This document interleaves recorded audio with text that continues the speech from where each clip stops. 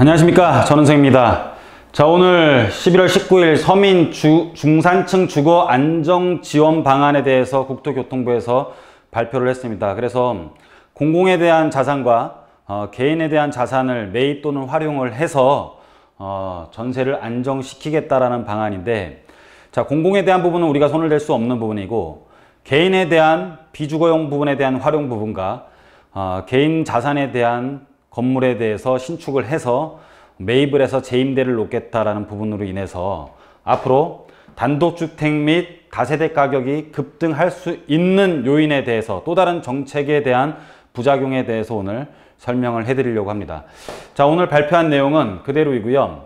2021년 상반기까지 전세용 주택이 전국에 4.9만 호, 그리고 수도권에 2.4만 호 집중 공급된다. 그래서 서민 중산층 주거 안정을 지원하겠다라는 발표 내용이고, 정부가 주장하는 전세 가격 상승 원인에 대해서 살펴보면 그대로의 내용입니다. 그대로 제가 복사를 해서 붙인 건데, 정책이 잘못됐다라는 말은 절대적으로 안 해요. 그렇죠? 최근 전세 가격 상승의 원인은 복합적이고, 장기간 지속된 저금리 영향으로 전세를 찾는 임차인들이 많아져서 그렇답니다.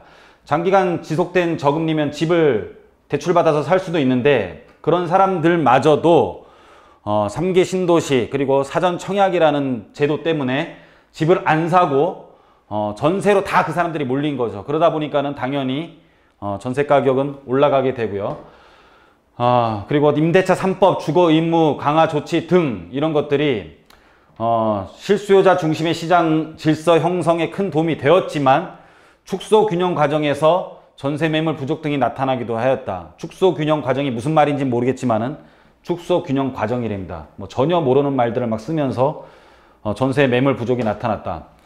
2023년 이후에나 본격적인 입주가 시작돼 특단의 조치가 필요한 상황인데, 어떻게 공급을 하겠냐?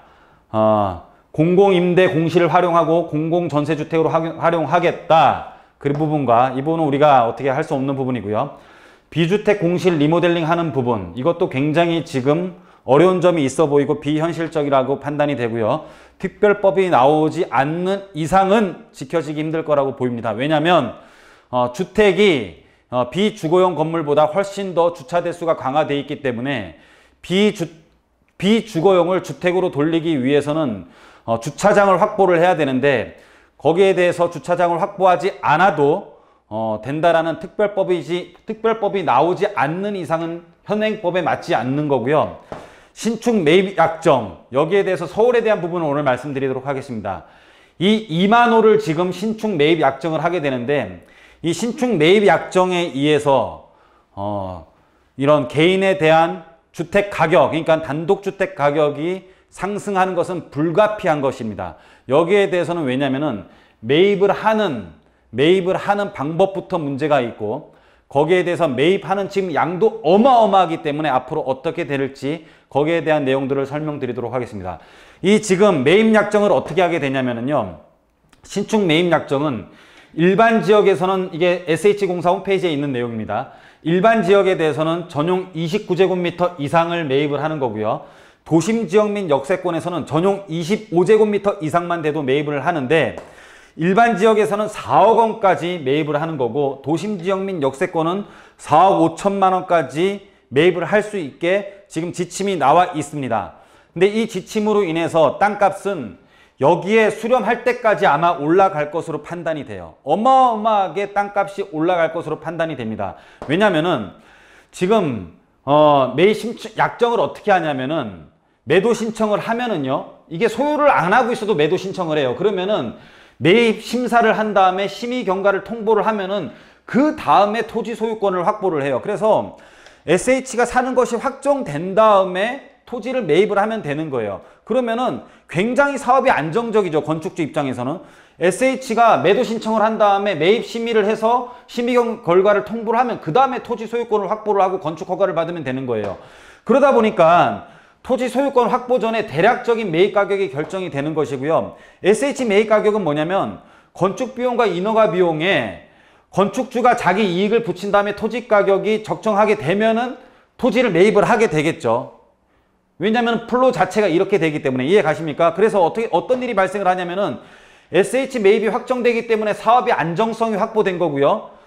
토지를 매입을 할 사람은 자기의 이익을 줄이더라도 토지를 확보하는 게 우선이에요. 매입이 확정되어 있기 때문에. 그렇다면은 사업지 확보하는 것이 우선이고 땅값을 높이더라도 SH는 매입을 한다라고 확정을 져줬기 때문에 자기의 이득을 줄이고 땅값을 높이더라도 땅을 확보를 하는 것이 우선이겠죠.